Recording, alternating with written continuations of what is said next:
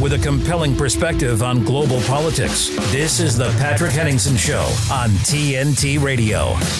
All right, welcome back, ladies and gentlemen. We're still in hour number one. Thank you for joining us on this live broadcast. And hello to everybody in the TNT chat room. You guys are in there getting active. And we're going to switch gears, going to go to the Middle East right now.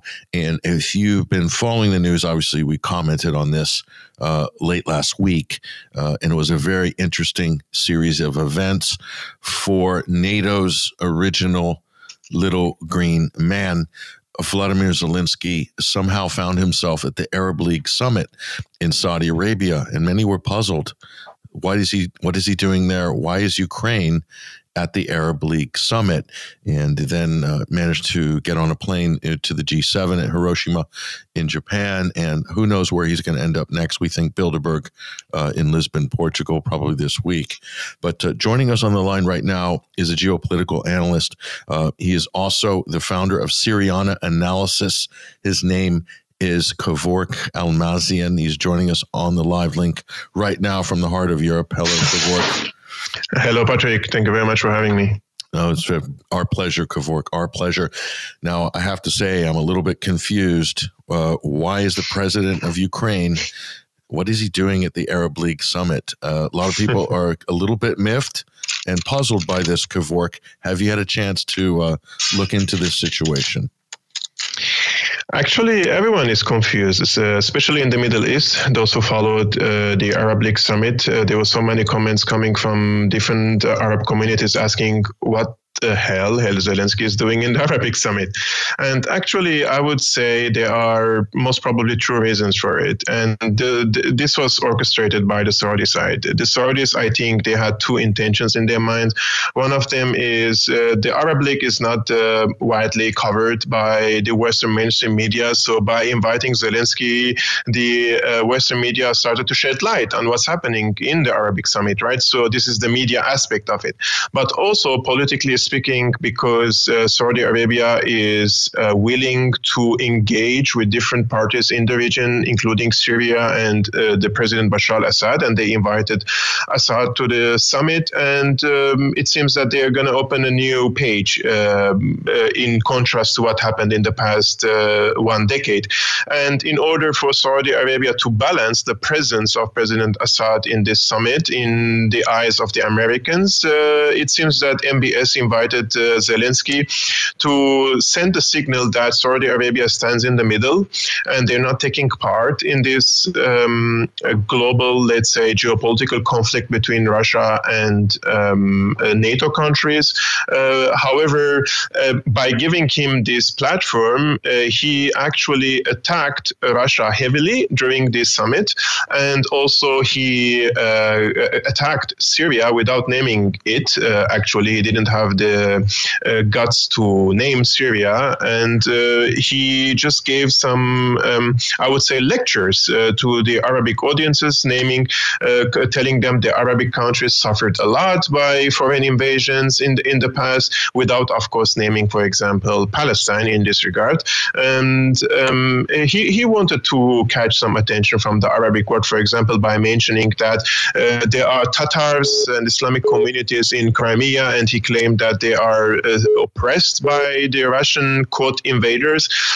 He tried to buy sympathy, right, from the Arabic world. But I think most of the Arab world, they ridiculed Zelensky's speech. And I'm not saying this because I think Zelensky is a stooge. I truly believe that most Arabic communities, they understand that at least since the 70s, the United States managed, let's say, between brackets, the Middle East with a divide and conquer strategy, and they have had enough of fighting each other, and they want to open a new page between each other's first, and then find themselves a position in the multipolar world. And that's what, in my opinion, MBS also said during his speech by mentioning that the days of the inner conflicts between Arabic countries are over. We're going to invest in development. We're going to invest in welfare, and we're going to be on the global stage stage again, unlike in the past decades. And President Assad also, he mentioned multipolarity, and he said that this is our opportunity after the Ukraine war, that we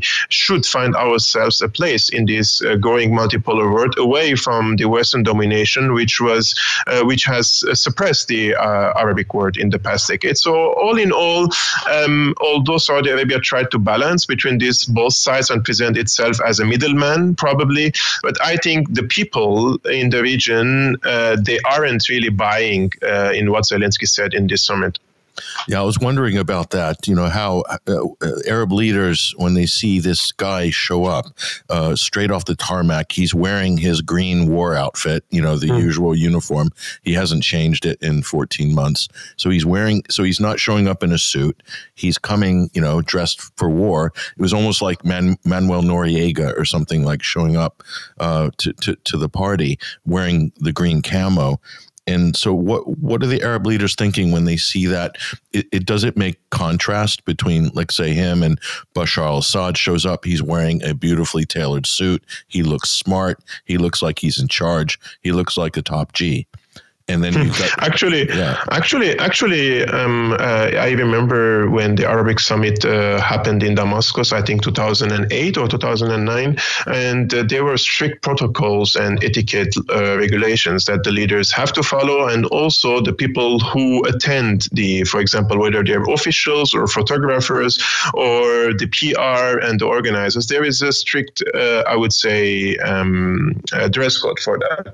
But so here's the commander-in-chief of the Ukrainian army, right? Technically speaking. And when we see that the Ukrainian forces were suffering casualties with thousands in the Bakhmut front, for example, the axis, and he is touring in Europe and then to Saudi Arabia and then traveled to G7, you really wonder if this guy is in charge or not. I mean, for me, he's definitely not in charge, because remember what happened in Syria for 12 years. Assad, during the hype of the war, for example, between 2011 and 2018, and till 2020, actually, he left Syria only, I think, 3 times on just a few hour, very quick secret trips to Russia and to Iran for military coordination with them.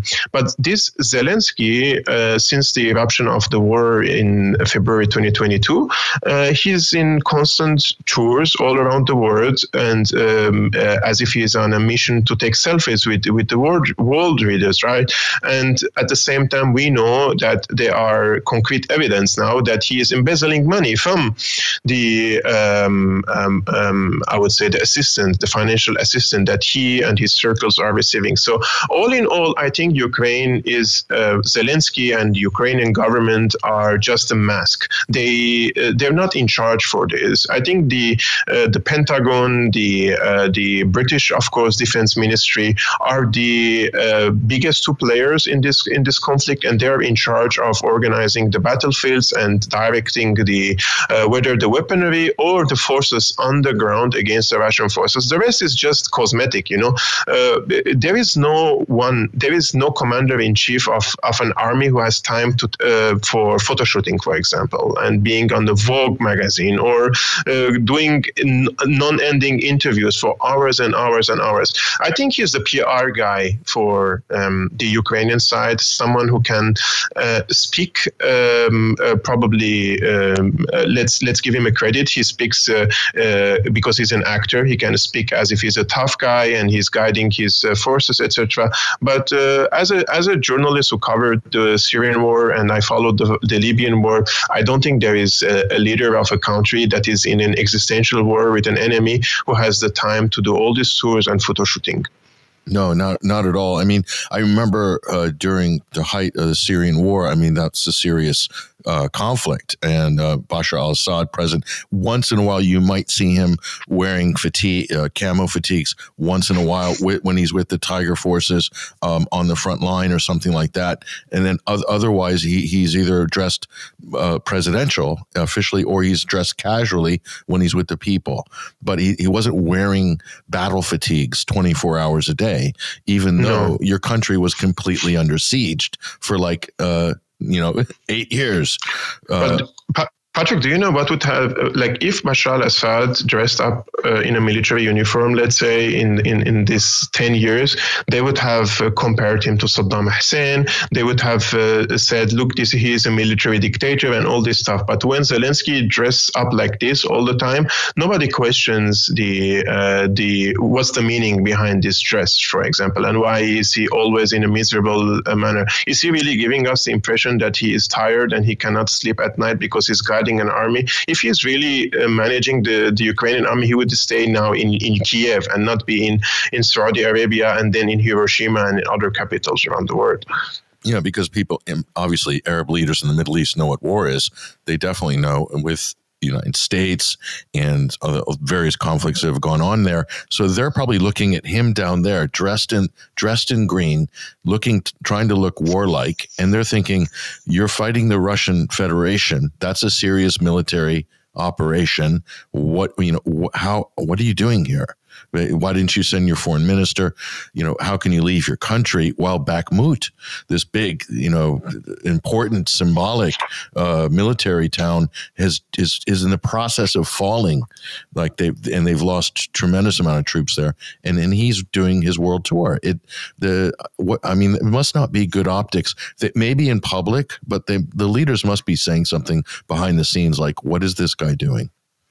Yeah, actually, it's if you see the popular reaction to it, I think it represents also the reaction of the leaders at the Arab League. I think no one in the Arab world really care about what's going on now in Ukraine, in terms because Ukraine wants the entire world to care about them. When the crisis hit the region in the Middle East and there were invasions, actually Ukraine participated, for example, in the Iraq invasion, right? So you cannot really expect leaders or people to show sympathy with you when you were part of the problem in the past decades. And funny enough, when, for example, he went to the G7, which he doesn't belong to the G7, right? But this guy apparently finding himself a place in everywhere, and he's begging for more military support. And I truly believe after the Bakhmut, after the Russian forces captured Bakhmut, Ukraine is in a really dire situation, especially in terms of the weapon supplies. And there is no weaponry now that can turn the tide 180 degrees in favor of the Ukrainian forces. The only thing that can change the balance of power now in Ukraine is a direct military intervention. Therefore, whatever comes, if it's a non-direct intervention, that the way it is now in Ukraine, it's just a mission to prolong the war, to sell more weapons, and to make more money laundering operations through Ukraine. And this money is going in the pockets of a very tiny elite, as I mentioned many times. It's not like the people in the United States or in Berlin or in London are benefiting from this. No, we are actually financing this war, because we are paying now everything 30 to 40% more on our bills, on our groceries, on our electricity and everything. So the people are financing this war, and they're not getting anything in return except misery, except economic misery. And the question is, for how long can the people carry this responsibility or carry this on their shoulders, while the elites are, when the German Chancellor was asked about the fuel prices, it's like he says he really doesn't know, because he doesn't fill his tank, his cars by himself. So he doesn't know what's happening in the market. So there's a complete detachment from the reality, from the political elites in the West and their people. But I will be very honest with you, the people also feel like they're powerless or they're passive. And if they really speak up and they defend for their interests, I don't think any government dares to send billions and billions every day from their pockets to the corrupt government in Ukraine.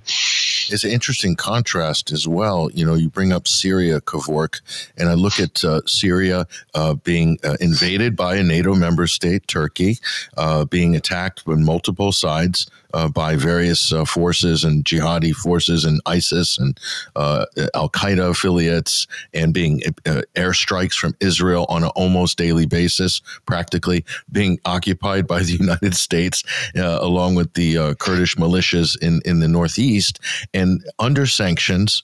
So not receiving billions of dollars in aid and funding from, the international community, but being strangled at the same time. Okay. And then you contrast this to Ukraine, which is being backed by NATO. They're fighting in a war of sorts with their neighbor. They're getting hundreds of billions in support. Endless amount of military support, satellite reconnaissance, everything, AWACS, radar, anti-aircraft, ammunition, soldiers in some cases, and all of this support, and constant as well. And then compare this to Syria. What about, the country itself? Syria seems to have more cohesion than Ukraine does. Of course, and it's not only that they're looting, of course they destroyed the infrastructure and then they imposed sanctions, and now they're looting the natural resources of Syria. And above that, in the Foreign Affairs Committee in the Congress, they agreed on a new law, an act. I think the title goes by the prohibition of the normalization of ties with the Assad regime. And they criminalize now restoring ties with Syria if Assad stays in power, and they're bulldogging and threatening third countries that if you restore ties or if you help the Assad government to reconstruct the country, we're coming and sanctioning you as well. But remember, Patrick, in the region, the United States also did similar threats to Saudi Arabia and the UAE a few months ago, telling them to increase the oil production because they wanted to decrease the oil prices worldwide so that they harm the Russian sale of oil, right? And the Saudis decreased the production and they didn't increase it recently. So there is this perception in the region that because the United States is heavily busy now with Ukraine and they are withdrawing gradually from the region, or their influence in the region is diminishing, and there are alternative powers coming, such as China and Russia, and presenting themselves as an alternative powers to fill the vacuum, but in a way that they treat them with respect and they're treating them as peers. So they're taking into consideration the national interests of these countries, but at the same time their own interests, unlike what the United States did. I mean, now recently the United States is actually harming the interests of Europe. The European countries are doing the bid of the United States. It's not in the interest of Europe to act as one bloc against Russia. Russia is in Europe, and Russia and Europe have historic ties, and they will always have to deal with each other economically, unlike the United States. But there is this tendency of shooting themselves in their own legs. And when you speak about these cases, you become like a Putinist, and you are called names here in Europe, for example.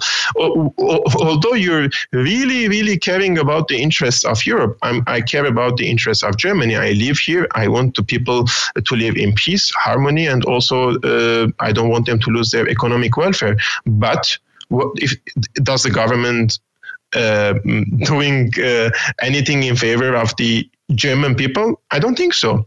I think that especially after the blast of the Nord Stream pipelines and the complete, I would say, misinterest or disinterest of the Berlin government, the current coalition, to know who blew up. They know who blew up the Nord Stream pipelines, but they're not interested in seeing the investigation or sharing it with their people, because that's a scandal. Their own ally destroyed their critical infrastructure. And here we have politicians bulldogging day and night and lobbying to send more weapons to Ukraine and increase the military expenditure. But how is this going to happen? People always forget that when the taxation increases and when the prices increases and when there is inflation, this is the perfect formula for theft.